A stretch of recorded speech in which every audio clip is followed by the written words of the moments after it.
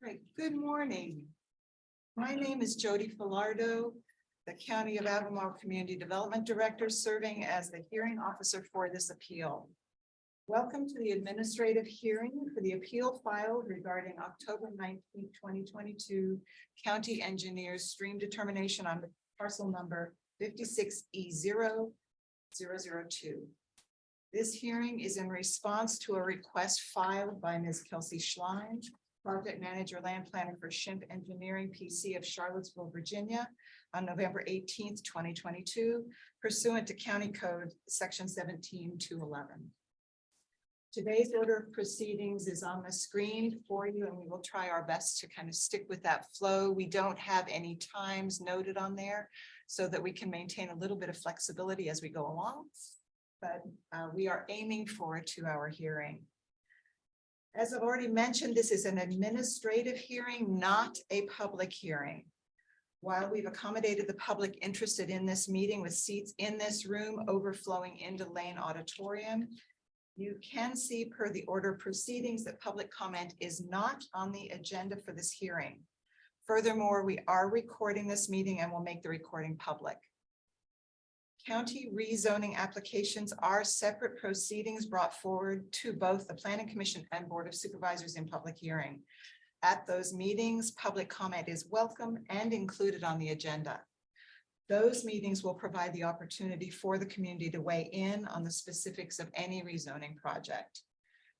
As a department, Community Development's team of professionals is responsible for planning, reviewing, and implementing land uses on behalf of the community, reflecting the county's interests in historic, natural, and cultural resources, the creation and protection of a healthy and safe built environment, the provision of diverse housing, and effective stewardship of all county's assets. Back in 2019, when interviewing for my current position, one of our county attorneys asked me, and I'm paraphrasing, how do you make decisions? My quick response was, in community development, we stand on the code. What I meant by that is federal, state, and local laws and ordinances direct our evaluation of projects. In addition, the county's comprehensive plan developed with our community and adopted by the Board of Supervisors guides our work as well to do the subsequent, guides our work as well as do the subsequent amendment to the plan. Besides the law, there is also a myriad of research, guidelines, and checklists which we use in decision-making. In today's hearing, you will hear about the interplay of several of those sources which are key to our decisions. This hearing is the appellant's appeal. This is the chance for their team to present data to the hearing officer for consideration. This is not a trial. This is not the presentation of both sides of the discussion. This is simply the opportunity for those requesting the hearing to make their points known. Following their presentation, clarifying questions may be asked. Following that, the hearing will be adjourned. Without further ado, I'd like to introduce Mr. Andy Herrick, Deputy County Attorney for Albemarle County, who will instruct us on the procedures and requirements of this hearing. Mr. Herrick. So thank you, Ms. Filardo, and good morning, everyone. Today's hearing is a review of the county engineer's stream determination on parcel 56E-2. This review was requested by that parcel's owner, Highlands West LP, under County Code Section 17-211, and will be conducted pursuant to that section. The hearing will be conducted by the Director of Community Development, who will act as the hearing officer. When reviewing this determination, the hearing officer will consider relevant and material laws and evidence presented by the owner, the county engineer, and any other person she deems to be necessary for a complete review of the matter. The record of the hearing will be composed of the relevant files, a recording of the hearing, and other writings. The recording of the hearing will be transcribed only if judicial review of the decision is sought. The hearing officer will make the final decision within 45 days after the hearing is concluded. The hearing officer may affirm, reverse, or modify the action of the county engineer, or she may take any action the county engineer failed to take. The decision will be in writing and state the date of the decision and the reasons for the decision. Notice of the hearing officer's decision will be provided to the county engineer and to the appellant. A final decision by the hearing officer may be subject to judicial review, provided that an appeal is filed in the circuit court within 30 days after the date of the hearing officer's written decision. Judicial review will be conducted as provided in the Virginia Code. As Ms. Velardo has mentioned, though this hearing has been open for the public to observe, this is not a public hearing, but an appeal hearing. Like a court proceeding, this hearing is open to public observation, but not public participation. Also, as with a court proceeding, participation is limited to the party bringing the appeal, county staff responding to the appeal, and their respective representatives. We appreciate your cooperation. Thank So with you. that, With that, we're up to agenda item number 3 already, presentation of appellant's information. And Speaker Pollard, are you kicking us off? Yes, I'll Okay. kick us off. My name is Speaker Pollard. I'm a partner with the law firm of Williams Mullen, our Richmond office, and we are legal counsel for the appellant. With us today are a variety of folks who have been part of the effort to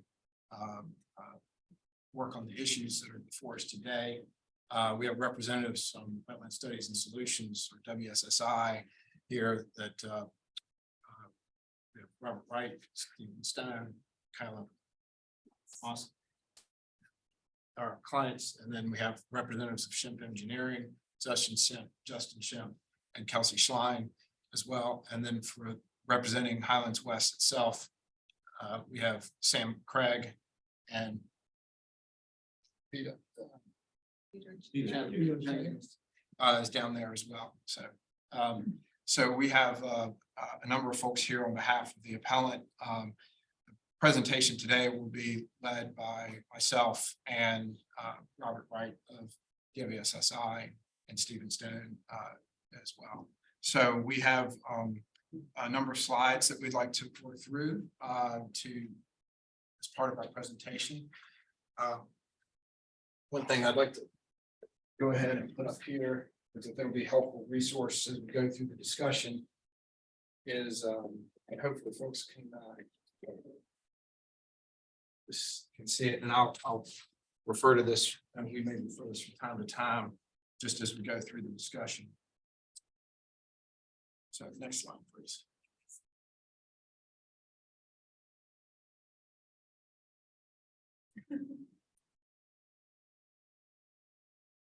Okay, so what I'd like to do first is just, and we have provided copies of the slide deck to everyone here, so that you have that as a resource going forward.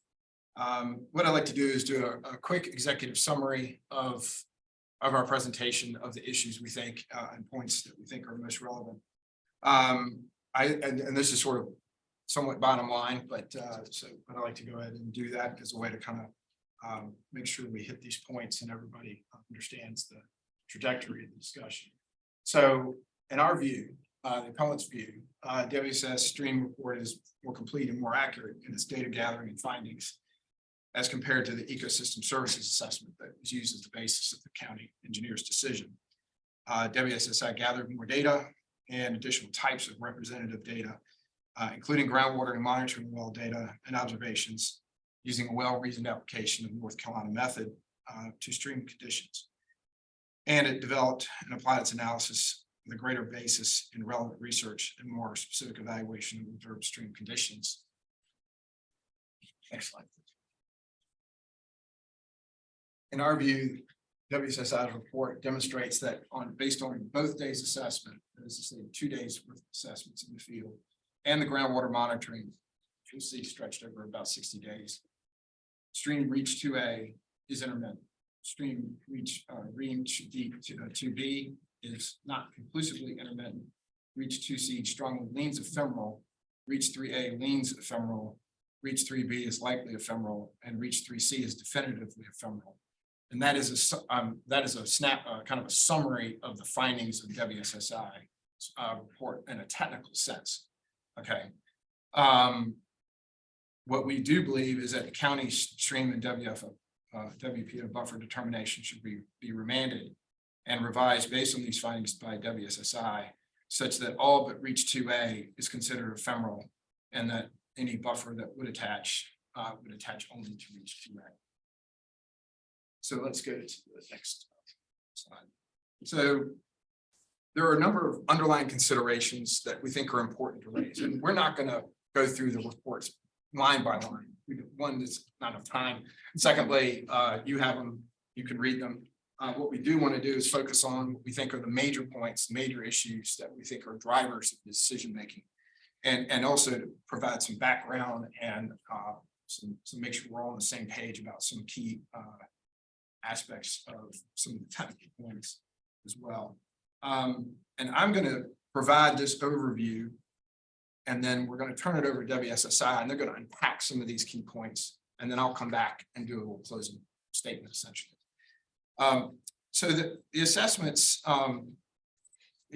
that we have presented both from Ecological Services and WSSI, presented different findings, and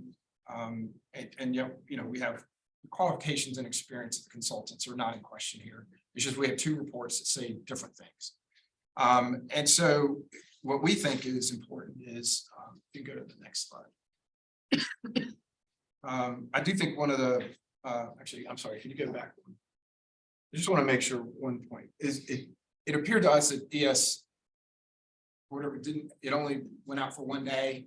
It did not do groundwater monitoring. We're not sure what their budget constraints were and so forth, but it's that we think that might be a factor here in terms of the difference in approach and difference in the findings. And so again, it's just a difference in approach by the two different consultants, and maybe they're going to do more less insight. Next slide. So one of the key questions here is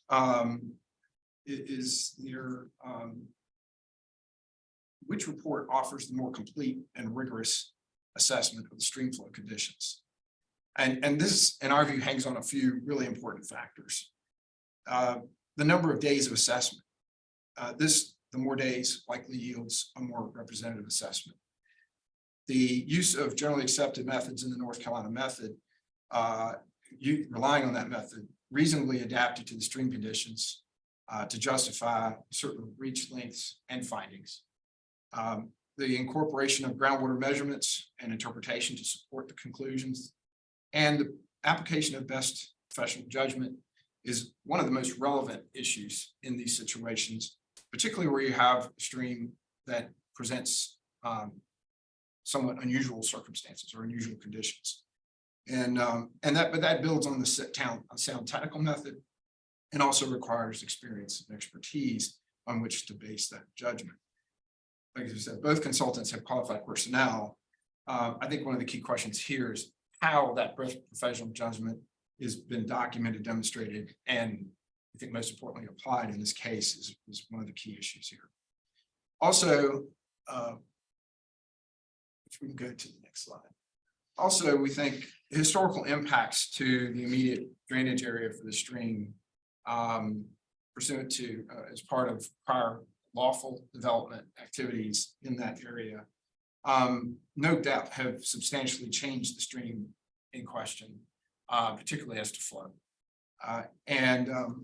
This chart up here shows some of these changes that were made. You had in 1966, the development of area back there and sort of 2 steps away, if you will, from the site. Part of the stream was piped in at that point. Then you had 1996 development of the medical office complex. Part of the stream was piped in and then kind of routed around essentially to a junction point under or just after the stormwater basin that was installed in 1996 as well. The original stream path, as you can see, is in the white there, that flowed across the medical office park area and into what is the head of what we are calling Reach 2A. In 2021, part of the some flow from across Route 240 was piped in, and that is essentially connected in with the larger pipe from 1996 and flows down further. So what you do have, though, and this is important to realize, is that the flow regime overall for the stream system is largely maintained. It all comes out essentially, or the lion's share of it comes out down there into the blue section of the stream below the BMP. We think that's important to note because those changes, there were changes in the upgradient flow and hydrology of the stream. Now, when I use the word stream, I'm generally going to be talking about the portion of the stream that is on the site subject property. The stream, as you can tell, effectively cul-de-sacs into the BMP that was built in 1996 into that basin. In short, Speaker, may I? yes, When you say BMP, you're really talking about the stormwater basin. the stormwater basin. Yes, Yes, sorry. okay. Yeah, I want to make sure we're clear. Okay, thank you. Yes. They're basically, in short, the historical flow conditions certainly from before all of this development activity no longer exists. And we are not dealing with a pristine or even what we would consider to be a highly functional value stream system here on the property. And so in our view, and I think this is standard practice for the trade, is that a proper stream assessment entails evaluation of the flow regime of the stream in its current state. Historical conditions, prior hydrology or flows, or other prior functionality should not influence the assessment. In other words, the assessment is based on current conditions, not prior conditions. You have to take the stream as you find it at that point. Next slide. So pursuant to the North Carolina method, the technical guidance used by both parties consultants in this case. If portions of the streams are found to occur exclusively above the water table with an assessment score of less than 19, then such portions are considered ephemeral. That is inherent within the methodology that's been used by both parties. Where the scoring is on the bubble, as we say, that is to say, generally within plus or minus 3 points of the scoring transition between two stream classifications, such as ephemeral or intermittent. Then DEQ guidance dictates a closer look at the relevant characteristics. WSSI did that. Ecological Services, it does not appear, did that. The other thing that we want to point out here is that WSSI also used, as you can tell from the report, it's called the Fairfax method, which is a complementary method used.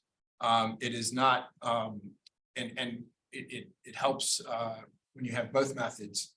It just provides an overall better picture of and kind of reinforcing or helping inform certain decision points about factors that you find in the field.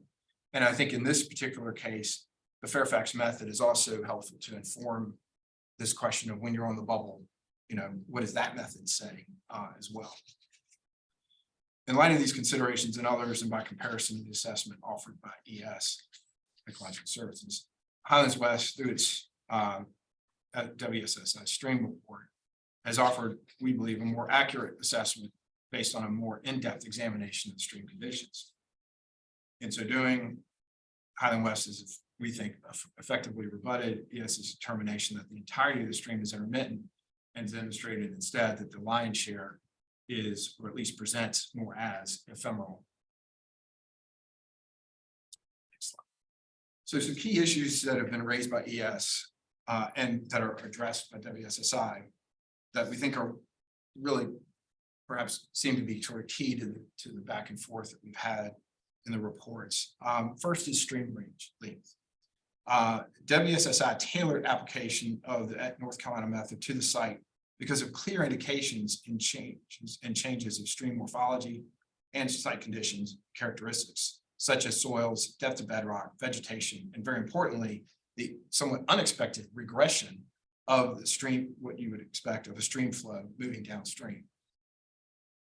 Note also that ES did not explain in the report, as far as we could tell, its own technical rationale for selecting the specific stream reaches and distances for those reaches that it used in the assessment. We basically, it appears that they took the sort of east-west section, what had been labeled, I think, in some previous maps as segment 1, and just labeled that as reach 1, or their reach 1, if you will, or as PFD. 2, actually, and there, so that. Segment 2, I'm sorry, yes, segment 2. Yes, and segment 3 was the north-south piece. And they just sort of said those are the subject reaches for purposes of their reports. But we didn't see any technical analysis of or sense of why those should be the reaches used for purposes of the North Carolina method or otherwise. So, And just to answer that, they were operating as directed by the county. I understand. So. Okay. to just. Yeah, it just, in the report, Gotcha. there's no evidence that we can find of why those were selected as on a technical basis for the distances for those reaches. The next slide, please. Seasonality. So the WSSI report, in our view, offers a more accurate evaluation through observation measurement of stream hydrology on 2 days, several months apart, and through and also through groundwater monitoring over time. WSSI did 2 separate evaluations in August and then in November in different seasonal conditions. But ES assessed the stream only on 1 day in September. WSSI collected groundwater monitoring and well data over the course of about 60 days. And also with 4 direct visual well observations in the field, whereas ES did not perform any groundwater monitoring or observations. Next slide. So soils as indicators of groundwater presence in the stream. These characteristics can be explained, and WSSI is going to unpack this more, as remnant conditions of the prior flow regime. And again, this is where that prior history is really important, where we had a much greater flow throughout the system through this part on the property, the stream on the property, and prior, we would presume, and I think that's a fair presumption, back in the day, if you will. Whereas today, the flow regime is very different than it was. The WSSI groundwater well observations indicate that the water table was not contributing to surface water flow throughout the channel during the data collection period.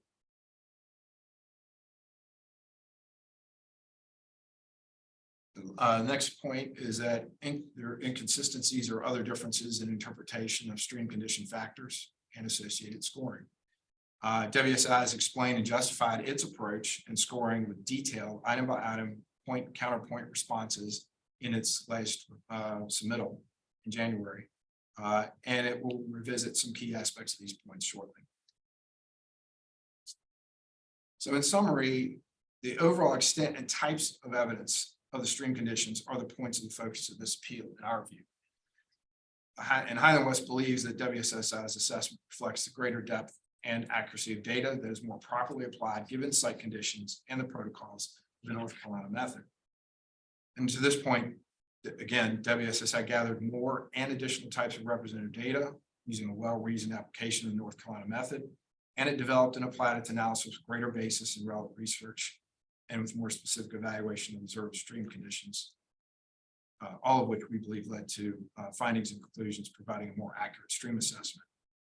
And as I mentioned before, their conclusions lead to their technical conclusions are that that stream reach 2A is intermittent, stream to reach 2B is not conclusively intermittent, reach 2C strongly leans ephemeral, reach 3A leans ephemeral, reach 3B is likely ephemeral, and reach 3C is definitively ephemeral.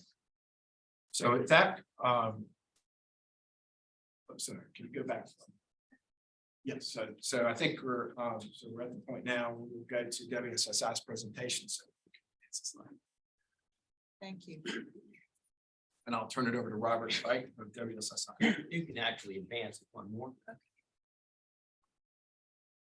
We're happy to be here to go through all this technical stuff with you, and we're just going to try to lay out the technical points that are the most contentious, try to help to explain how we derive our findings, and to just present you with the touchstones that are the things that are really most problematic in the decision-making process.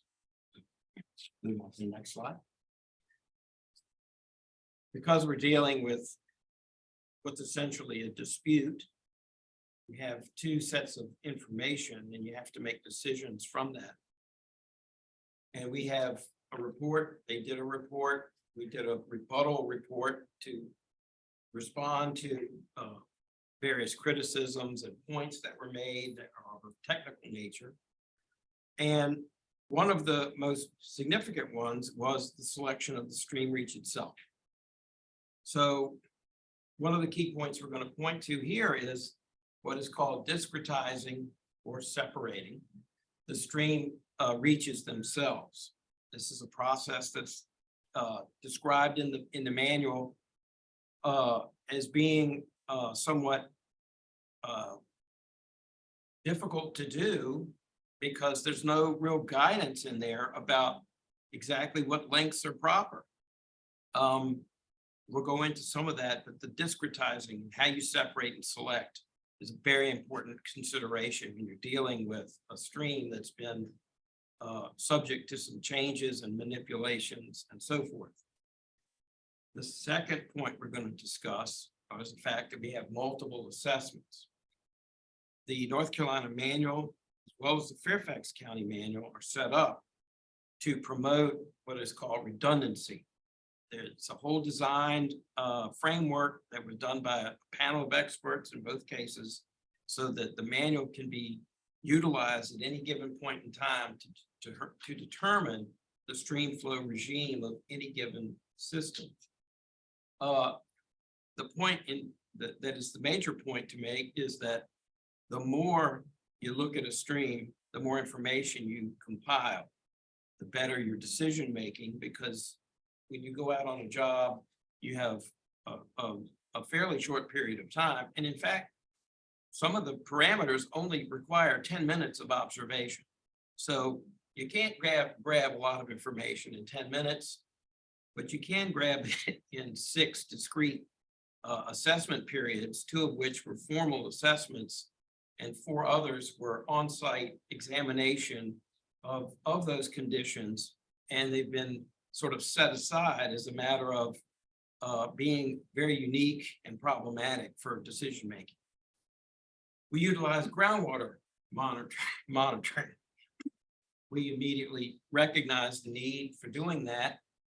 And in so doing, we compiled several months of information, and then we correlated all that groundwater information to the site-specific conditions and observations that we made.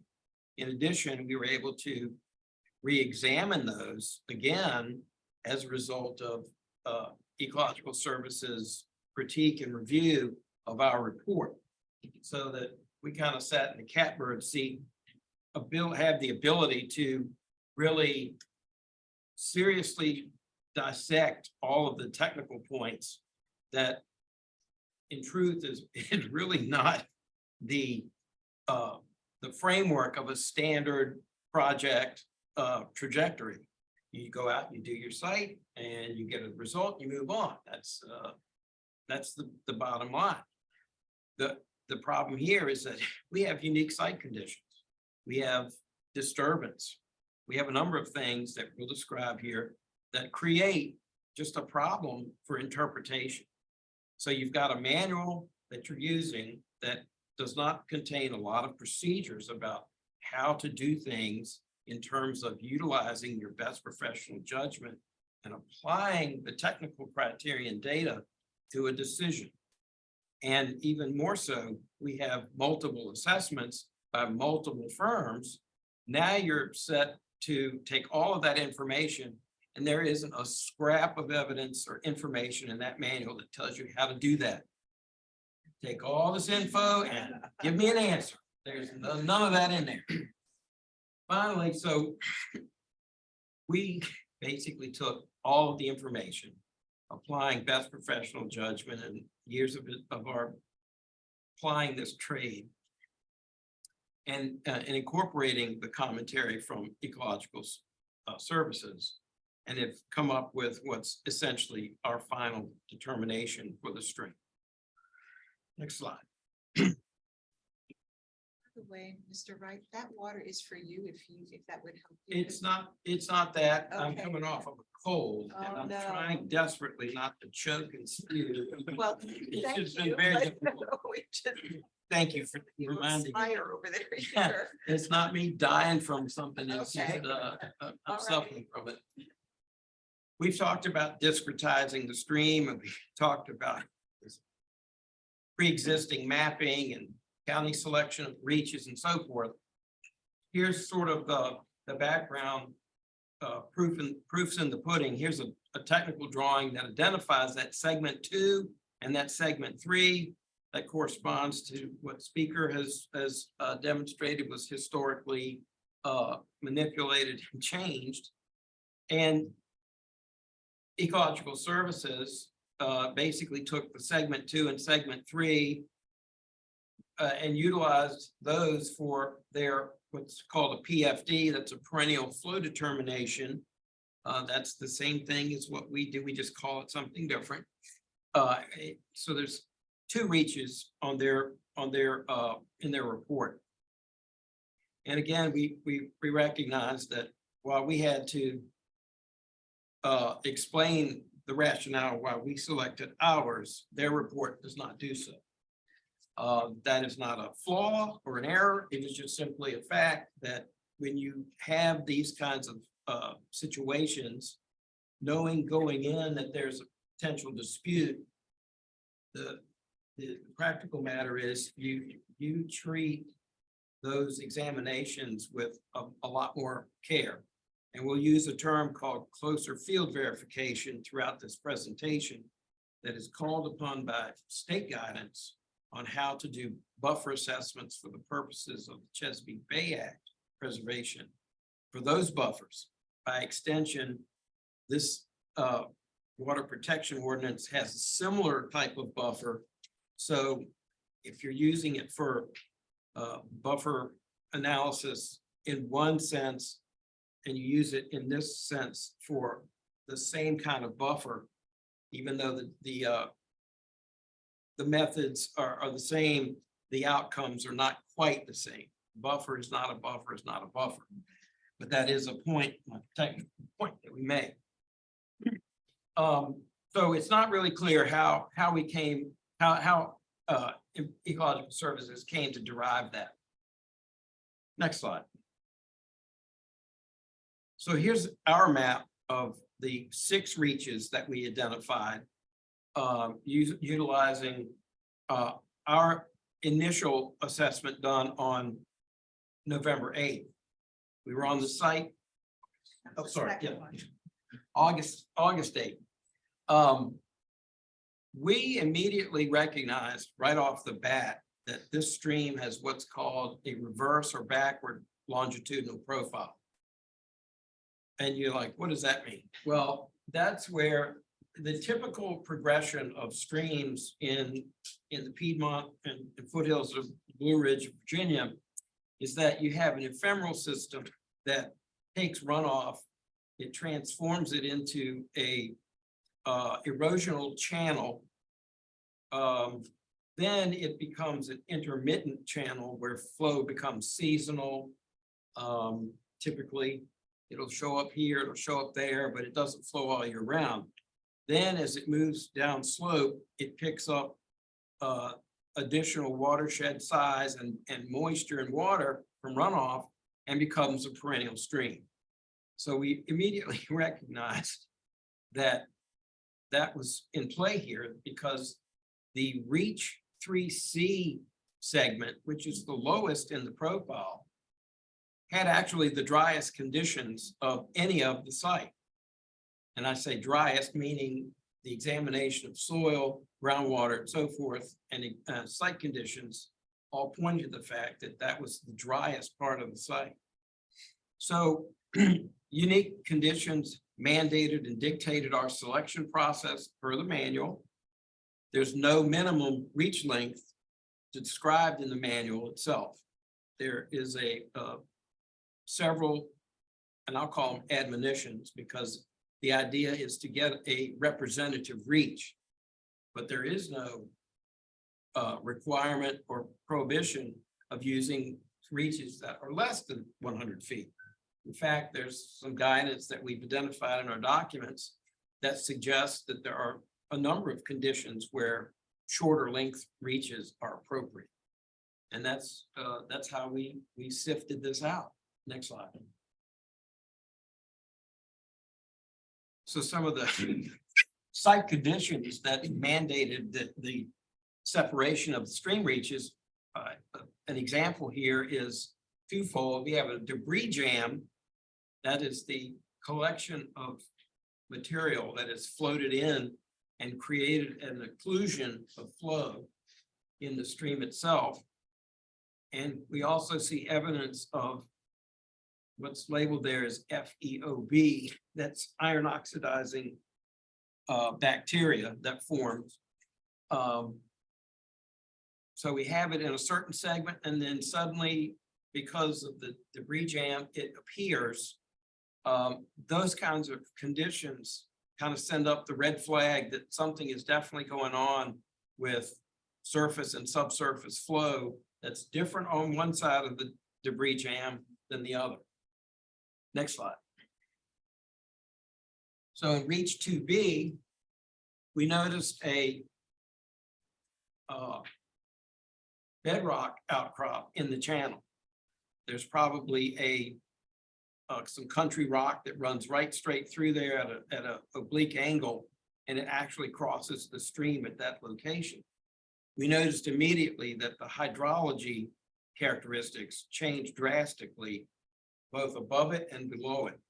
We suspected immediately that there perhaps was some fissures there and a conduit perhaps for water to infiltrate through and release elsewhere, typically down slope. But that is another reason why we broke the stream at 2C, between 2B and 2C. And this was not seen elsewhere in the channel, which is why when you select a representative reach and you have this anomaly, you have to stand back and go, hold on a second. Conditions are different. Something's going on. We can't just average it out over a longer length of stream. There's something significant here. And as it turned out, with our groundwater monitoring, we found out what was going on. Next slide. Another good example, here's a clear change in conditions with respect to vegetation type. In the foreground, you see this is Reach 3C, where you've got some historic riprap there that is been placed there probably at the time of construction or near then to sort of anchor any slope failures that might happen. It could have arrested some minor erosion. That's there. There's no bed riprap elsewhere in the entire system. And the vegetation changes here drastically, whereas the forefront has just basically forest. It's essentially a channel swale system with just a scattering of growth versus a thicket there of dense herbaceous material that's come up. And when you look at the speciation of the plants, you come to realize that there is a significant pattern here that warrants having a look at it. And of course, with those combined conditions along with slope, the slope gradients through there were different. We selected 3C as being separate and distinct. And again, reminding you that it's a 67-foot length of stream, if I remember correctly. It's below that 100-foot suggested minimum in manual. Next slide. As I mentioned, we did our initial assessment on August the 8th for those 6 reaches on the left. The reaches that are shown in yellow correspond to the yellow boxes in the table. This is strictly using the scoring mechanism. You go through the one-page form and you derive scores based on the selection of criteria. It's a scaled and ranked system, and it derives a score. And we derived the scores there for each of the 6 reaches. Now, these are showing both scores for the North Carolina and the Fairfax method. And those only, excuse me, only reach 2A and 3A met the technical scoring definition of intermittency. That is, they reached 19 points or greater. When you compare that to the scores of the Fairfax method, you see that there's a cascading decline there in scores from the head of the stream to the bottom of the stream. That was a significant finding in that was a demonstration of the backward profile that was going on. We immediately recognized that and decided to initiate our groundwater monitoring. Next slide. So Stephen's going to talk about that. He's a hydrogeologist, so quite expert at it too. So he's going to kind of tell you exactly what's going on with these groundwater wells and where the groundwater and the water table had become disconnected on part of the stream, as we found. Stephen? Well, thank you all for having me, and thank you both for the introduction. One point of clarity, we are referring to ecosystem services. I know that we kind of slipped up there at the beginning and then ran with it, so address that now.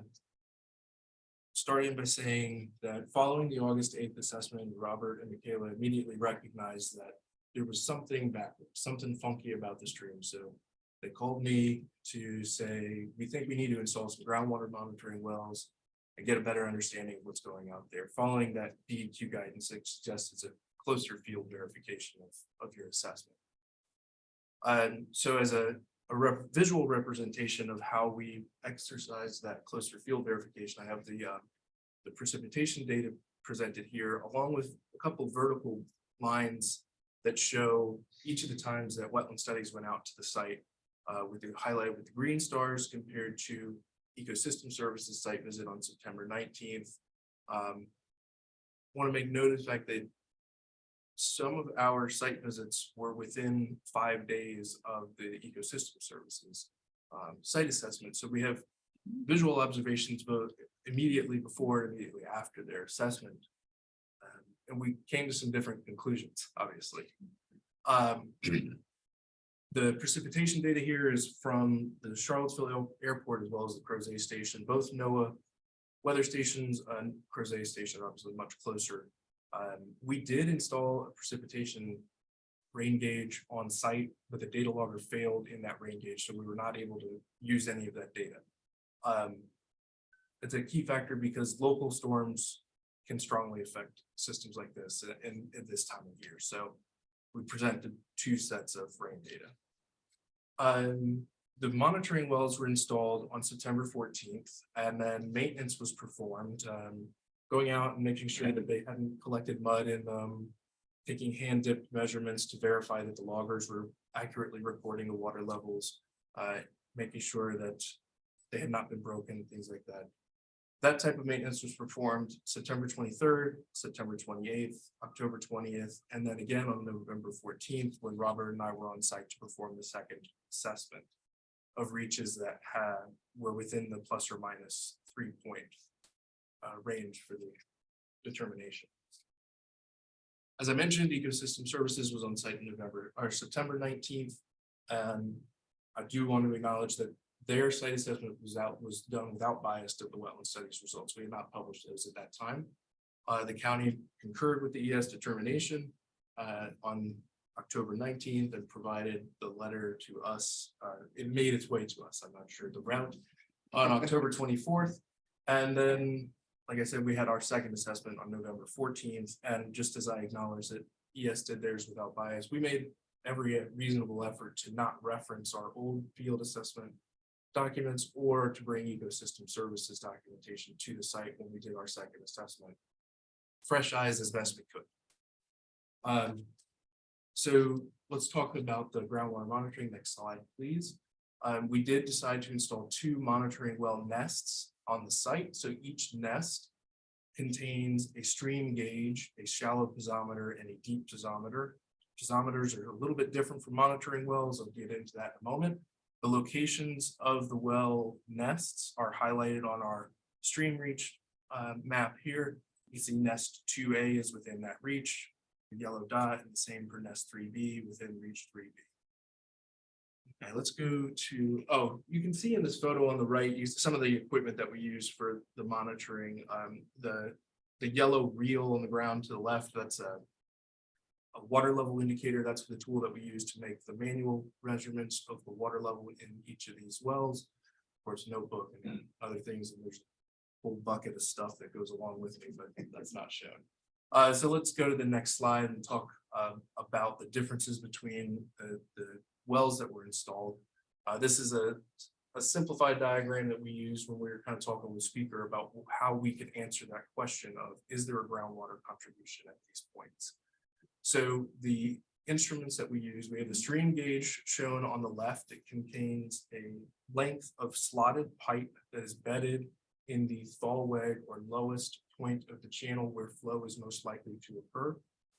It was fitted with an automated logger that records absolute pressure.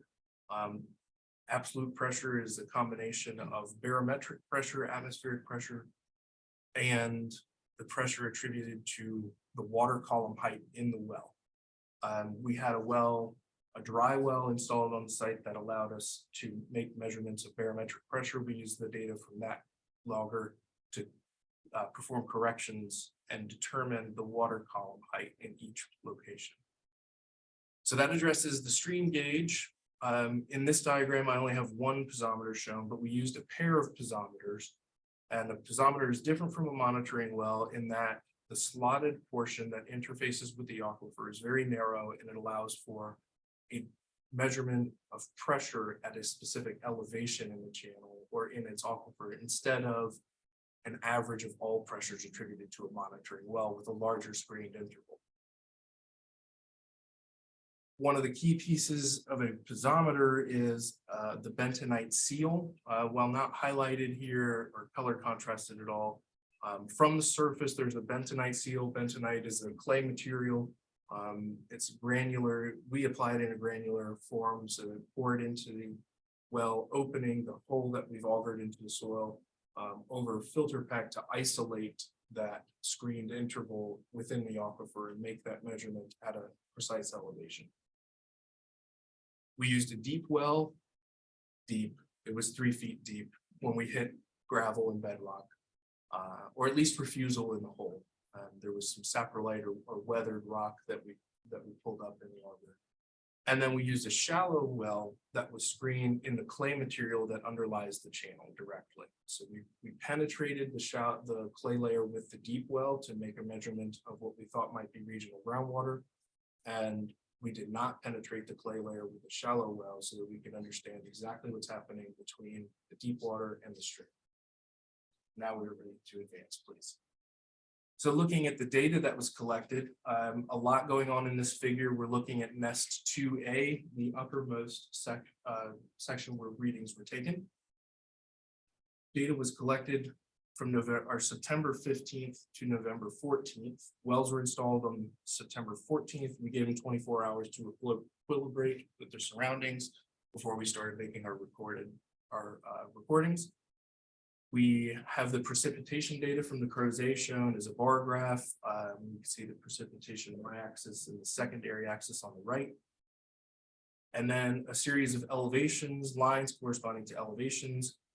There's a straight horizontal line across the graph that indicates the elevation of the channel where these measurements were made, the invert of the channel, the bottom of the stream channel, and the 3 lines representing the water table data.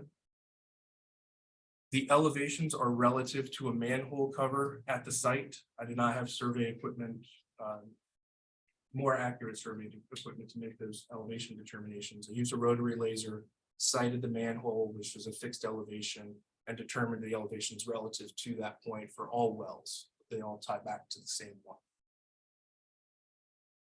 The 3 lines, the blue, gray, and yellow, represent the water data collected from this nest. The blue line is the stream data. That is the stage or height of water in the stream at that location. The gray line is the water data from the shallow well, which was in the clay layer. And the yellow data is from the deep well, roughly 3 feet below the bottom, that is screened below 3 feet below the invert of the channel. What's unusual about this, I do also want to mention that there are circles on each of the lines. Those correspond to the hand dip measurements where I was on site and used the water level indicator to verify the loggers were working properly.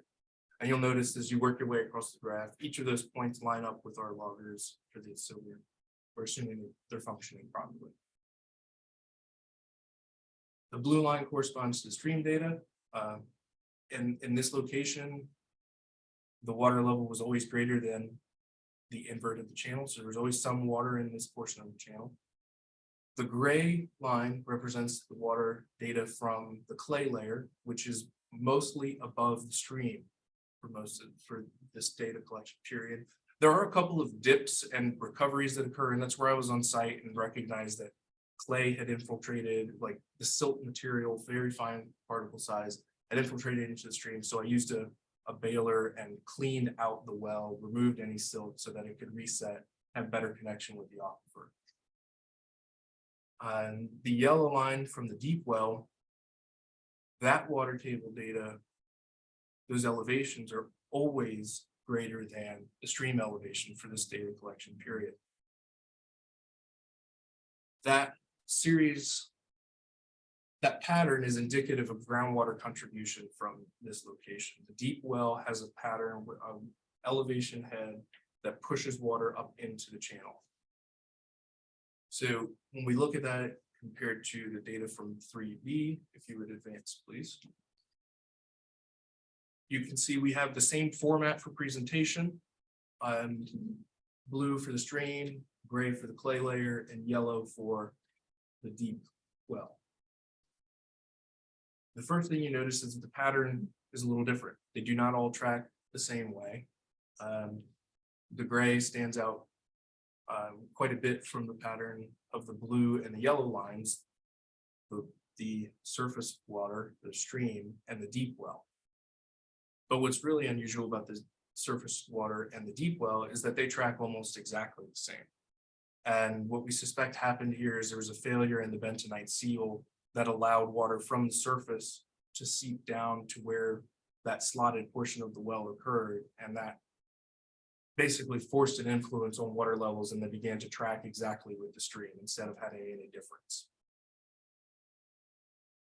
Then the gray line has a very unusual pattern.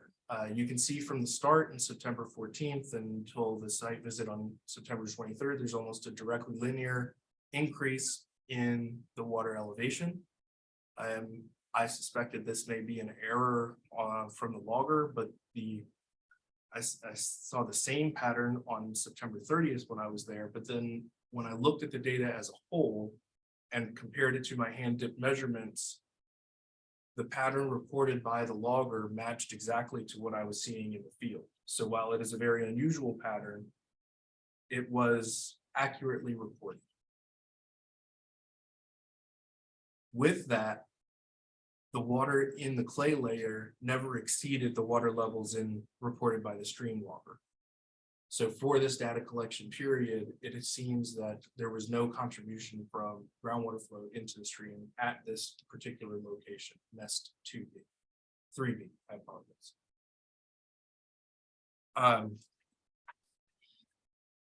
Before you leave that, can you talk a little bit about what happened on the 20th of October, where the deep well crosses over with the gray line? That looks confusing to me. Yeah, there's one major thing to note about the streamline in this, and that the streamline, the blue, has several breaks in it, and that is where the water level dropped below the sensor elevation. So I have no data to present for that portion.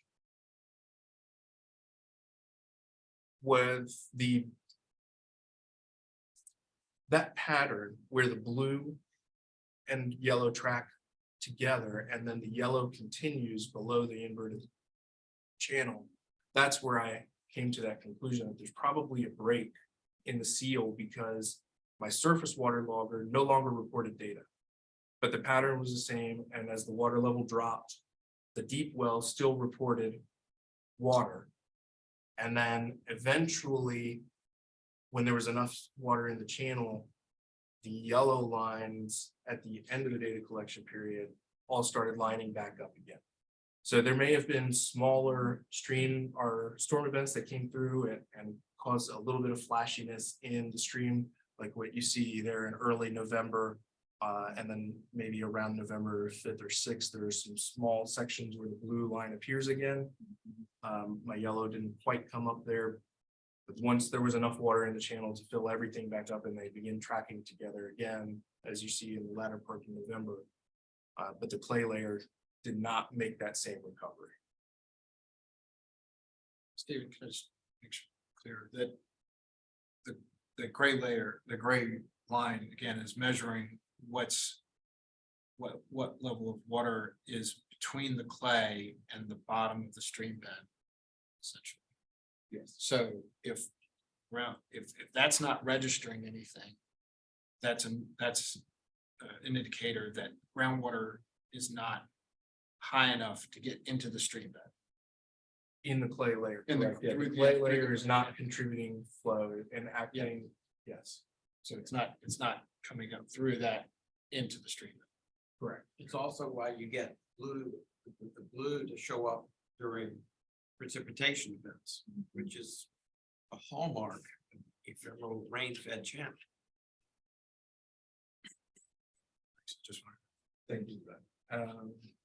All right, so we're ready to advance to the next slide, please. So the next thing in our chronology here is the assessment that was performed on November 14th, where Robert and I returned to the site to perform well maintenance and kind of do our second assessment and look critically at these reaches once again in light of the data that we had collected and verify our observations on the surface against what we were observing at depth. You can see on November 14th, we only reevaluated the reaches that were within the 3-point threshold, so we did not look at 2A. That we had concluded was intermittent. There's a groundwater contribution well documented for the 60 days that we were collecting data. The scores were high. It did not warrant closer field verification. Reaches 2B, 2C, and 3B scored intermittent on this site visit. One of the things that's really important to note here is that we had the opportunity to observe the stream under flow conditions in this time at this site assessment. There was flow from the headwaters of the channel or 2A all the way to the stormwater feature, the riser that we documented at the end of 3C. That influences the way the stream scores because it highlights different features that are not visible when there's no water in the channel. Helps you with recognizing stream pattern, morphology, and where stream tends to interact with the rooted zones of the plants, etc. While these did technically score intermittent, they were within that 3-point threshold once again. And reach 2B especially was problematic as depending on how you interpret the regulations or guidance for making a determination of the soil-based evidence of a high water table, which is either yes, you have evidence and we're going to give it 3 points, or no, you do not, we're going to give it 0 points. No sliding relative scale there at all. Depending on how you interpret that guidance, the stream is either ephemeral or pushes over into intermittent. We will discuss that further as we work our way through this. If you would advance the slide, please. Stephen, before we go, can you talk a little bit about the observation of 3A on the 14th? Because that looks curious to me, given that under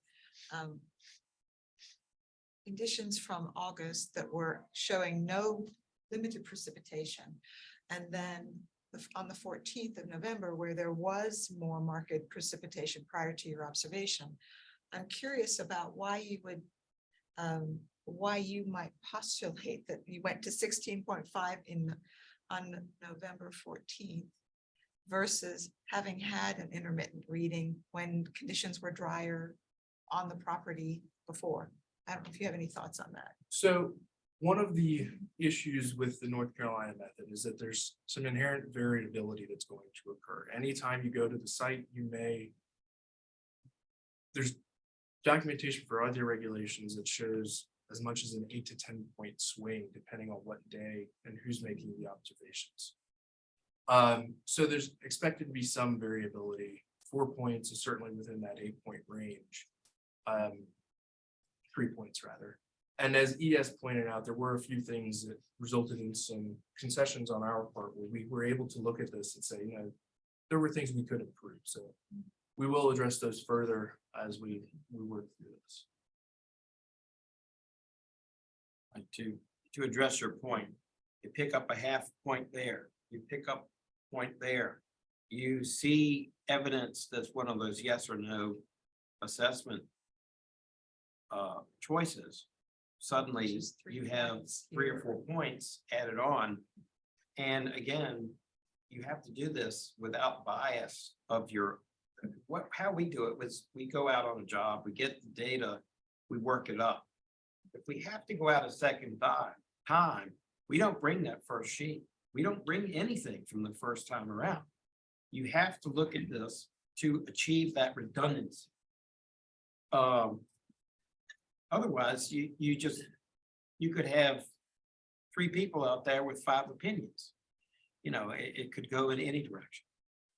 So let me address some of these things. So here is the report that Ecosystem Services provided to the county.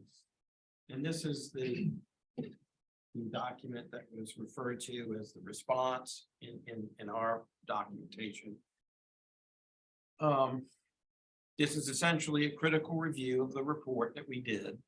And it was looking at our physical assessments, the data itself, and the conclusions that were drawn on that data.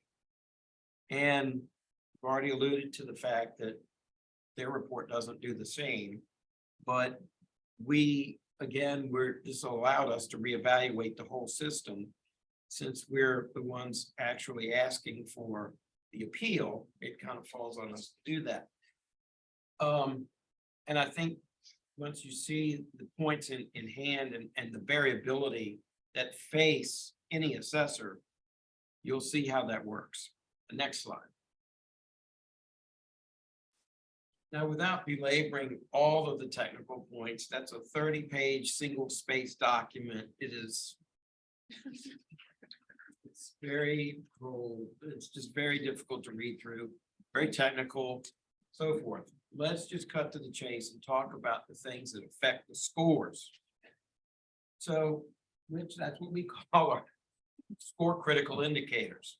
These are the main things that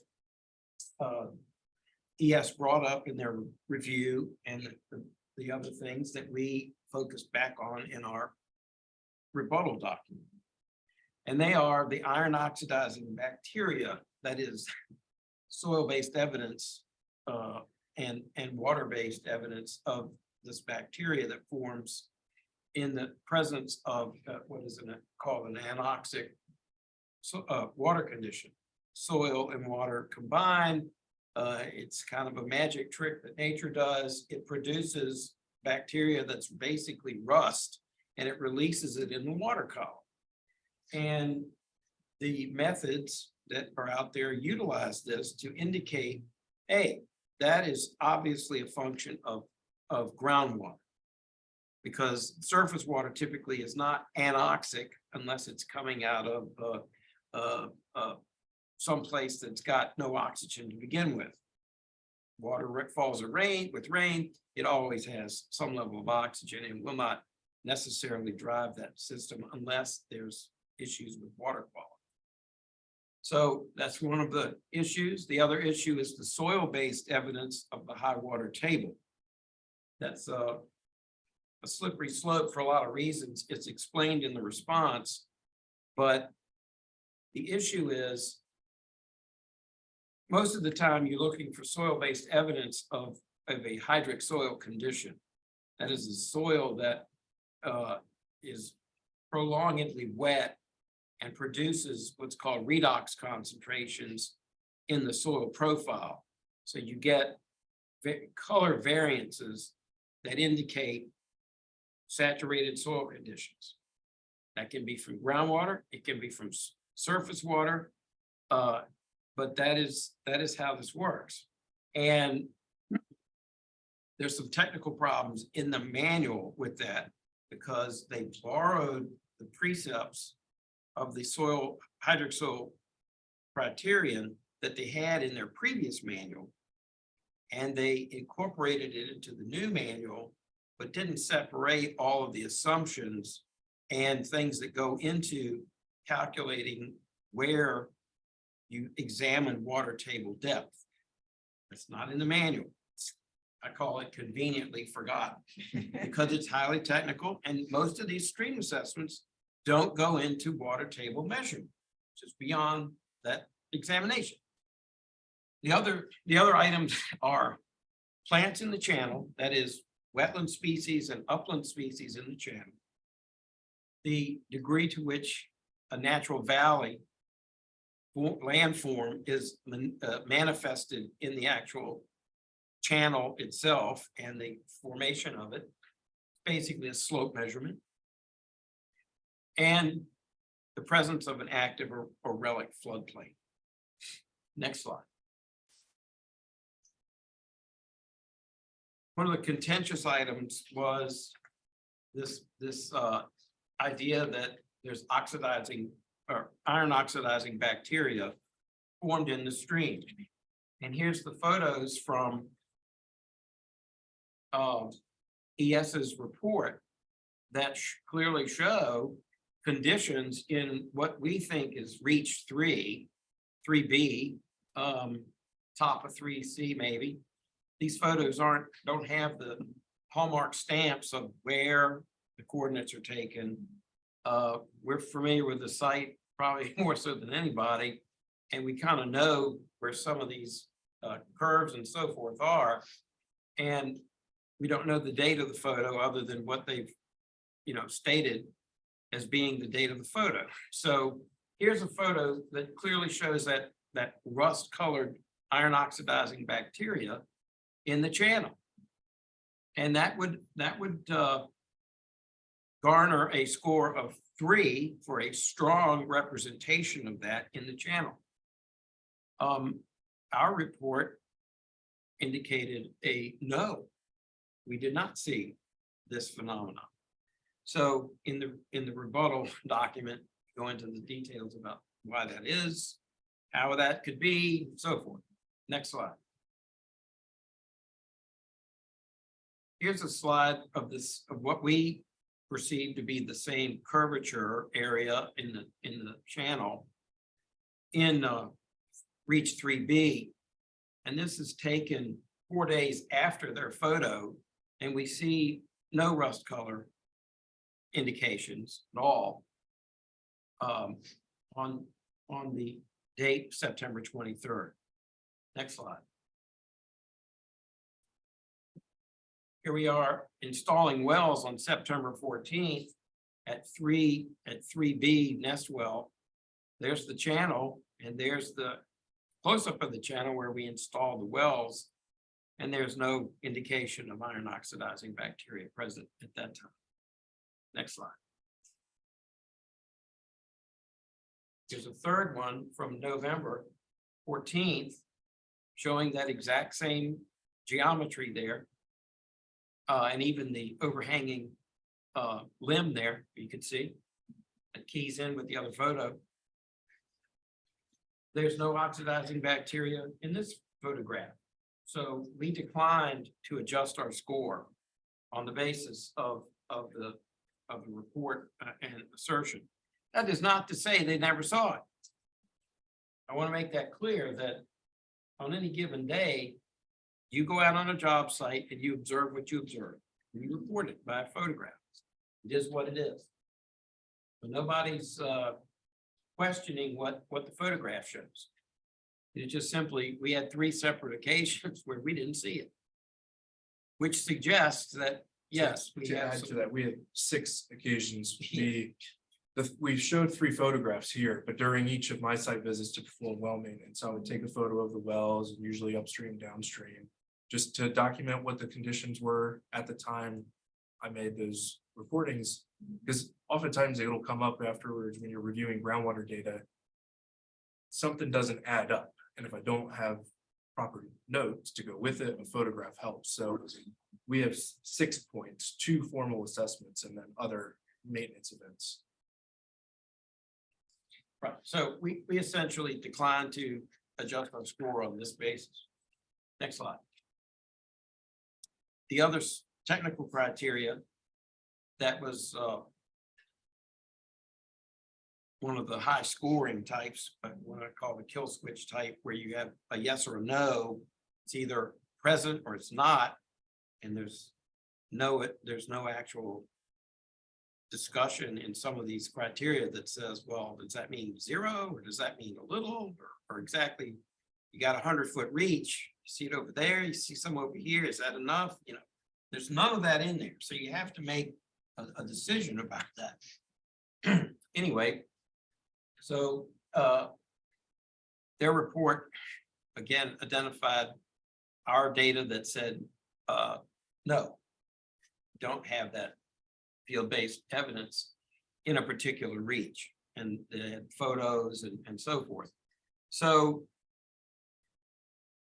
what we went back in our records and particularly our photographs, and we documented again the fact that while it is a close approximation of having field evidence, it doesn't meet the technical criteria in the manual. Next slide. This is the information. I'm sorry. Go ahead. Oh, okay. So we didn't want you to think that we pulled the soil out from the bottom. This is an inverted profile. So the top of the auger, where you're actually taking grab samples of the soil in the channel, is at the top, and then the base material is at the bottom. And what we see here is that we have some soil at the top. Go ahead and advance it again, which is mixed material that's kind of kicked around in your shoes. It's got leaves, duff, sticks, twigs, and that kind of thing. You don't really count that. But then you hit the center part. There's the proofs in the pudding there. But the most telling part is the fact that if you examine, and this is just one sample, there's others I'm going to show. If you advance it again, you take that bar and then advance it once more. The material that has the actual redox in it is only close to about 50%, as opposed to needing to be greater than 60% within a matrix or soil plug that is got a chroma or color that is a low chroma color of equal to or less than 2. Robert, I need to ask a question here, just to make sure I'm clear. So where it looks like I can see a handle up on top. That's right. That was the highest elevation, and this, what appears to be evidence of iron oxide is in the deepest part of the soil sample, right? Yeah, it's actually in the middle. It's about a 6-inch Okay, sample. So you got the top, very top part, and Yeah. you got the middle section that's from an inch to maybe 4 inches. And then you have the yellowish material or orangey material down below. okay, So Thank that's where the subsoil, you're starting to cut into the subsoil. okay. The other piece to add about that rust color at the bottom is that when water is interfacing with the soil in anoxic conditions, it turns the iron from a rusted condition to a reduced condition, which appears as gray. And we see that at the top of the soil in this case. And then the rusty soil appears at the bottom, which is oxygenated and goes against the assumption that water would be coming up from the ground and into the channel. Instead, this channel is saturated and the soil material in the channel is seeping into the soil at that location. Clear as mud, right? Yeah, really. Let's wait for someone to Couldn't say resist that. the pun. Couldn't resist the fun. Right, if you'd advance it one more time. Well, I have one more question on this. Given that we have evidence that there has been land disturbance on this property, how certain are we that this is pristine, a pristine sample versus some area that may have been disturbed? Glad you asked that. Hit the next slide. All right.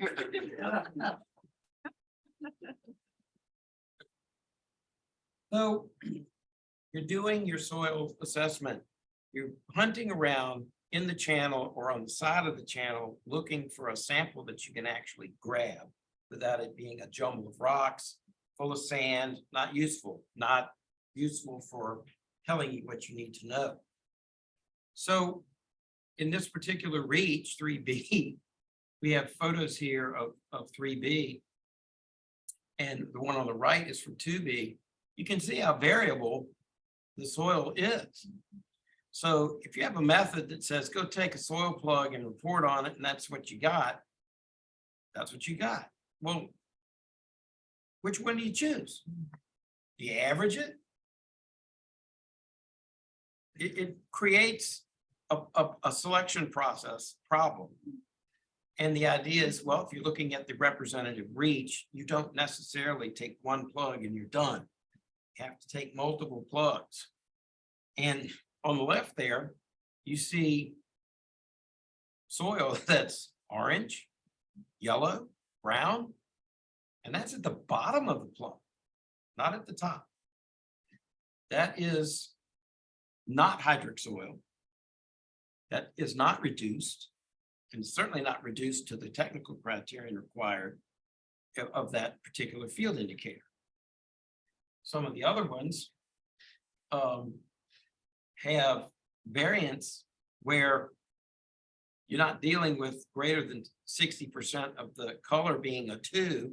We had some when you use what's called a Munsell soil chart that has chips on it, like you would go to the paint store.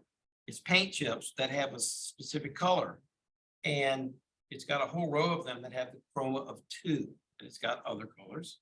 We were noticing there was not only ones that had chroma of 2, but had ones chroma of 3, sample here of up to 6. So when we really looked at it really carefully and looked at all of our background data as well as the photo that went into the report that they questioned, none of them made the technical criteria. That would suggest that we're looking potentially at relict soil conditions from when the soil has been there since the stream has been basically starved of its flow, and we're sampling what's left. And so if you get rainwater, which we know occurs there, you get intermittent or sporadic groundwater interplay, you suddenly have a condition that is rehydrating this profile. And so the relic conditions remain and they become an issue and interpretation. Are you looking at active redox, or are you looking at old redox that happens to be rehydrated with a rain event? So when you have this kind of soil profile, you're not seeing the typical profile that we described as being backward. As you move downstream, the profile reverses. We believe that this, whatever water is entering the system, at the bottom has dropped out of the stream to some extent and is rehydrating these hydric conditions. And that's what speaker has alluded to about relic conditions in the channel. Next slide. Well, part of the assessment protocol is examination of where plants are relative to the channel, and relative to the riparian zone. Number 19 and number field indicator 26. They had requested that we add a 1.5 in reach 3A for the presence of wetland plants that were shown on our report form. We went back and re-examined our form. We went back and re-examined the form that was actually produced from the field. And the information was correctly transcribed onto the electronic form. We had a single specimen of what is a wetland sedge plant. A single specimen in the reach that co-occurs with 3 dominant upland plants. So when you have that sort of flip dominance, when you have wetland plants in the channel within your examined reach, one plant in a reach does not merit a 1.5 score.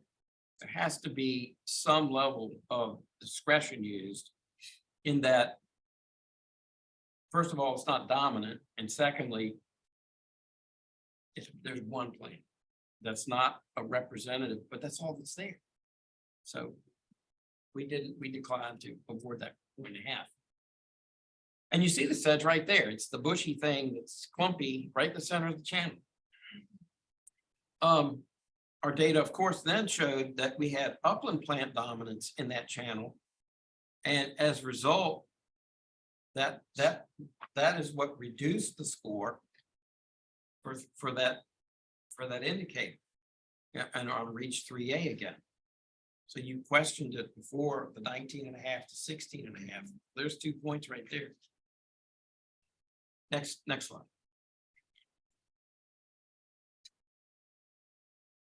The other factor that was scored and re-examined was the natural valley.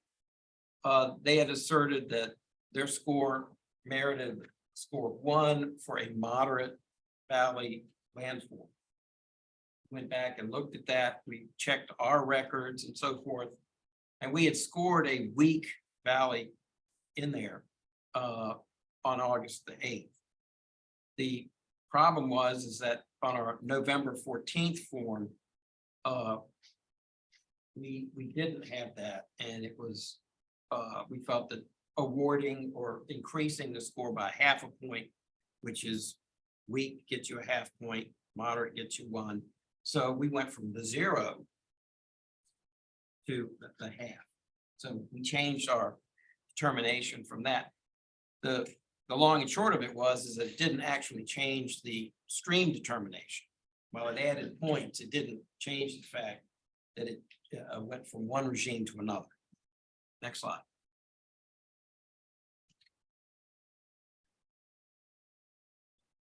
Ecosystem Services questioned this photo in the report.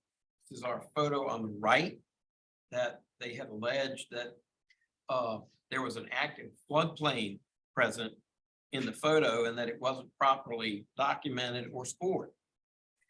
But we looked at the photo and knowing what we know about the site, and of course, this is just above where we installed the wells. So this is not some place on the back 40. This was, a place that we were very active in.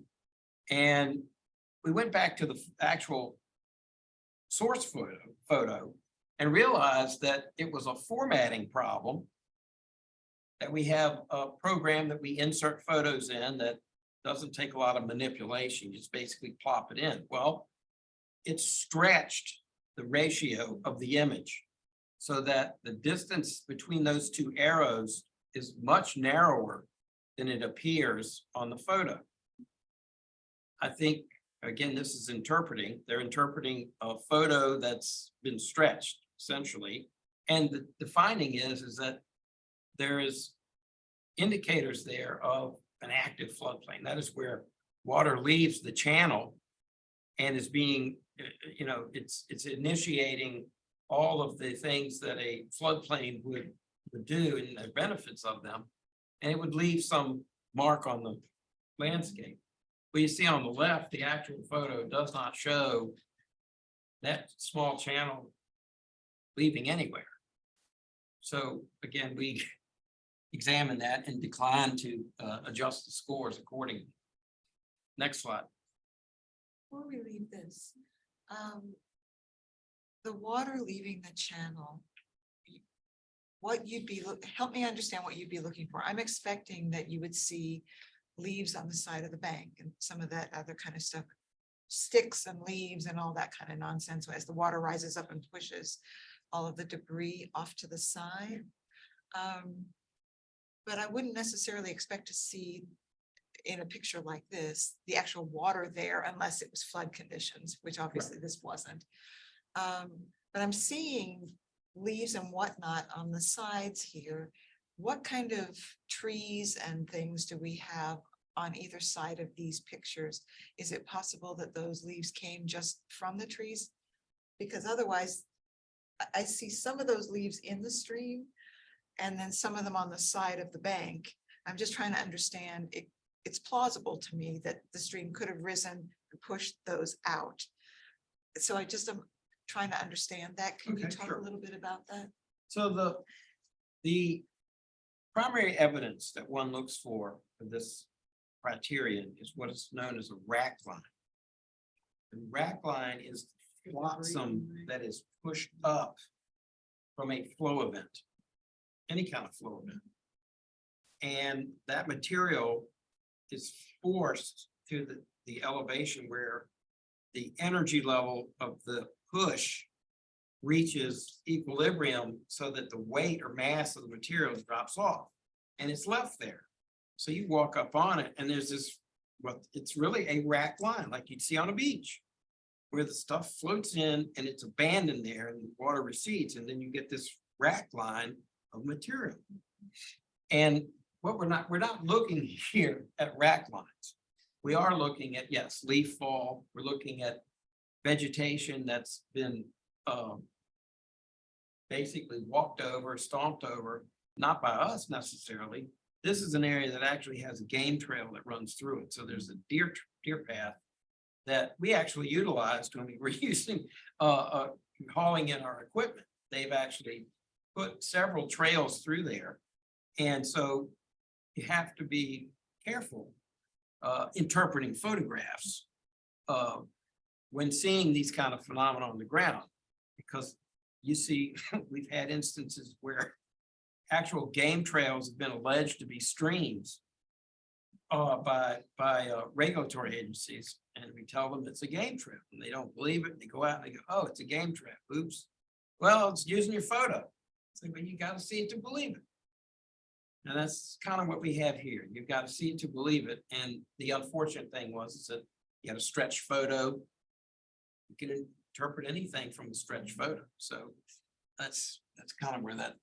And So Robert, did y'all go back through your other photos then to verify whether the other ones had been stretched too, so that we should take another look at the photos, or are you confident that this was the only one that?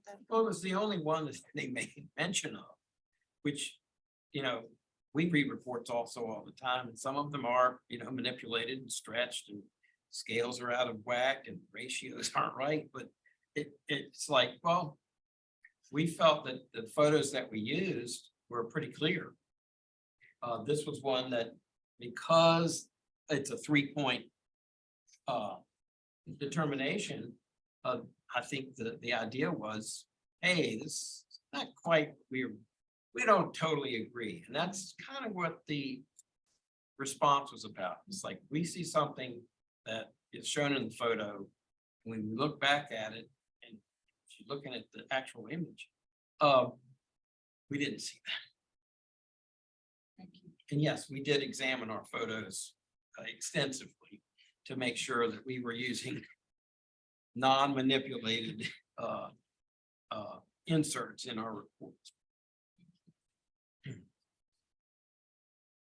So the bottom line on the scoring for the critical indicators was that for iron oxidizing bacteria, indicator 13, there was no change.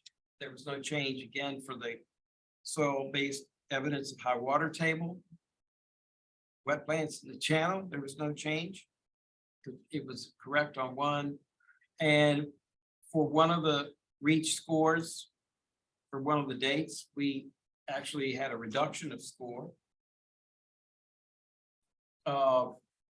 We adjusted our score to a half a point on the second go round to match the correct valley landform in that, and so it's matched up on the form. And then there was no point change for the floodplain that we just discussed.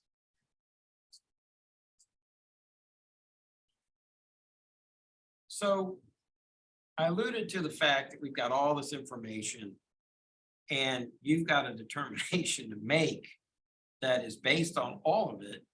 And so we were asked, and we extensively looked at this. You can't give necessarily a determination that's wishy-washy. Even though the data suggests there are limitations to a definitive determination. You've seen some of the evidence. The manual itself creates some of the problems. The differences between assessors and time and site conditions makes another source of variance. When we actually examined everything, after all the information was done, after the critique was done, went through our photos again, we examined all of our field notes and data.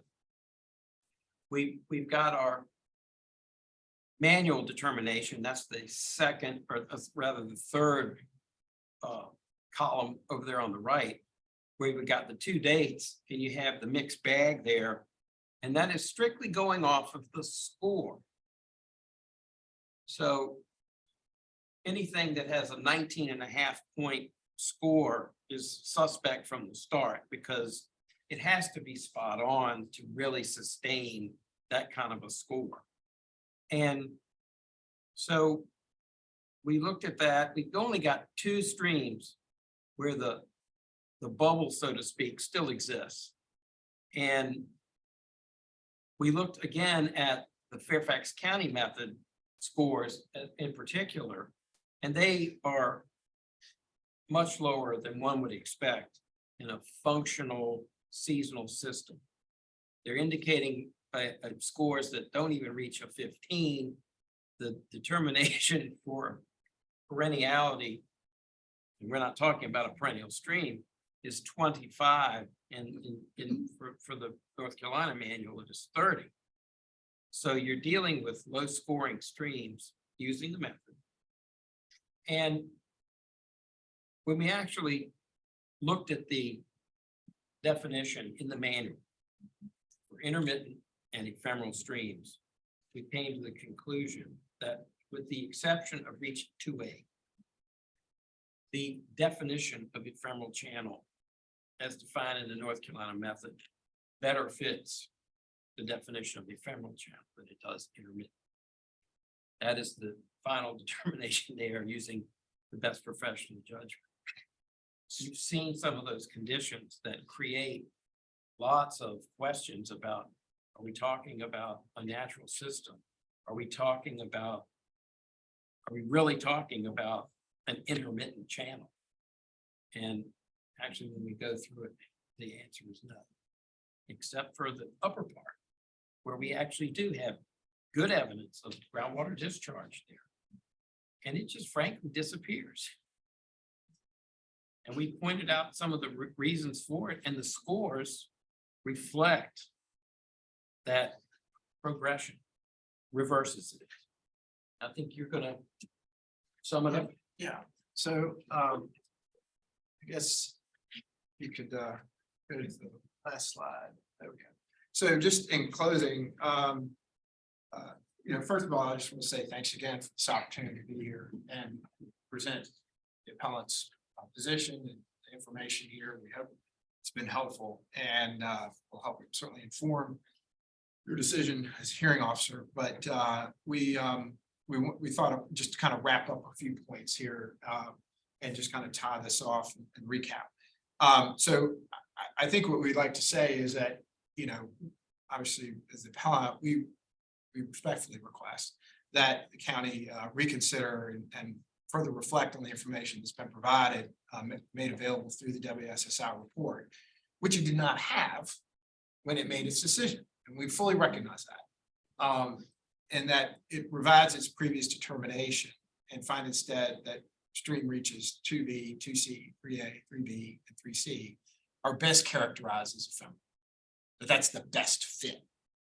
Okay, for that, in terms of picking one or the other, that's the better fit for those regions. And that the county revises determination as to the, as it was phrased in the letter, I believe, the GIS stream buffer applicability and mapping for the property based on such revised findings as to the flow regimes for those regions. Again, we're very appreciative of the opportunity to be here and certainly stand ready to answer any other questions that you may have at this point. Very good. Well, thank you, Speaker Pollard, and thank you, Robert, and thank you, Stephen, and Michaela, thank you to you too, because I know you were working on the field.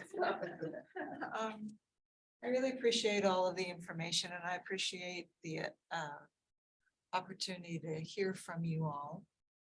I would like at this time just to make, number one, an introduction, which I neglected to do, and I apologize, of our county engineer, Frank Cole, who is also with us today. Sorry, Frank. Based on what you heard after I've been firing questions off, are there any things I should have asked and didn't that have come to mind to you as you were here? And you don't have to have any, but I do have a few questions. but okay. It's not that you missed them, it's just that. So can you go back to the slide on page 39, or 20, Let's see. one that showed the channel with the, we were talking about the stretching. I just wanted to ask, that is 3. Yeah, right there. That's 3B. A portion of 3B, the well present in the left side of the photograph is the stream gauge for nest 3B. And what date, and if you can compare the date of the photo with the graph of your piezometers. That's the November 14th site visit, November. the end of the.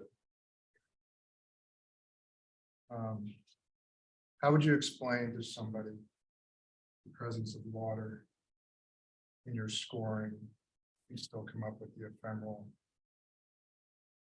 designation.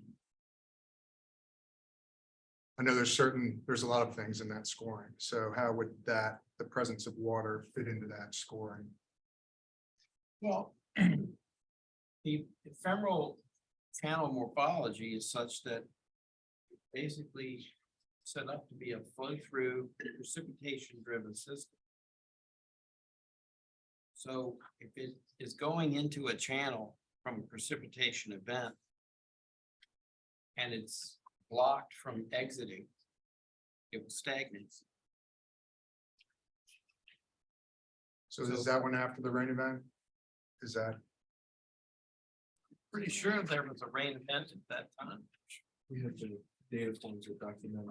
I just wanted to see how it correlated to the data from the, I don't know if I that's. think you can blow it. there's a larger one. Yeah.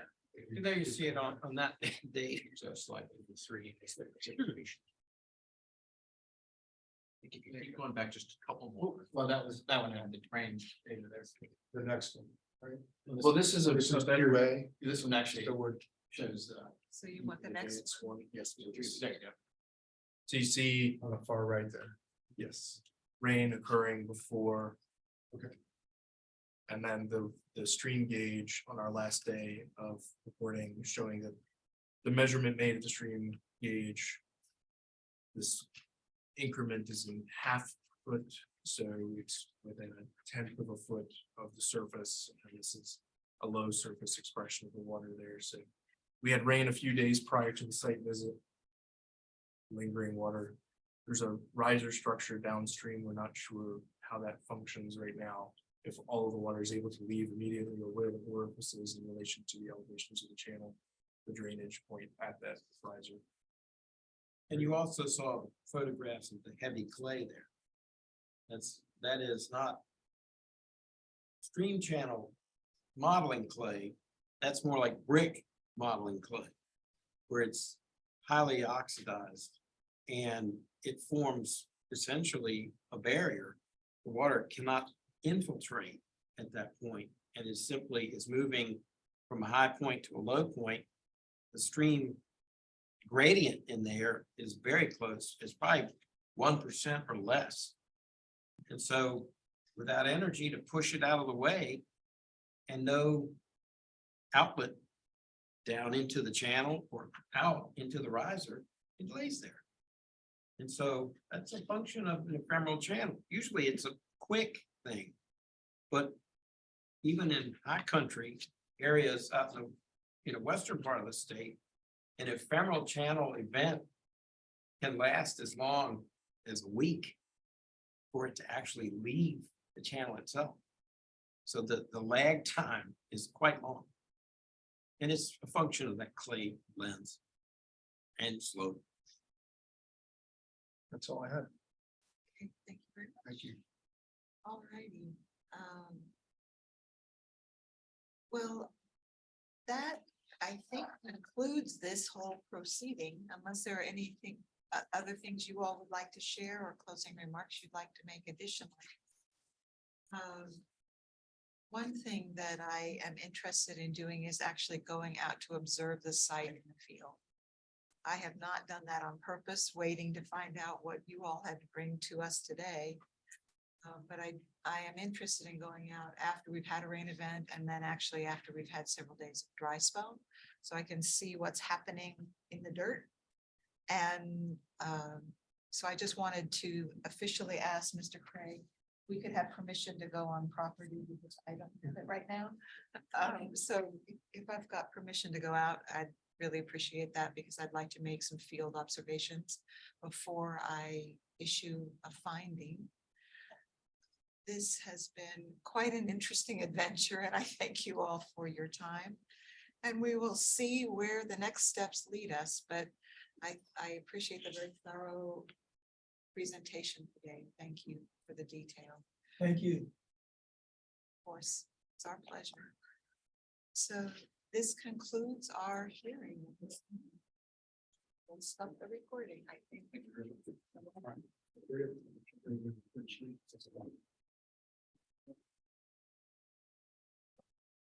I'll just talk about that. If you do have any other questions.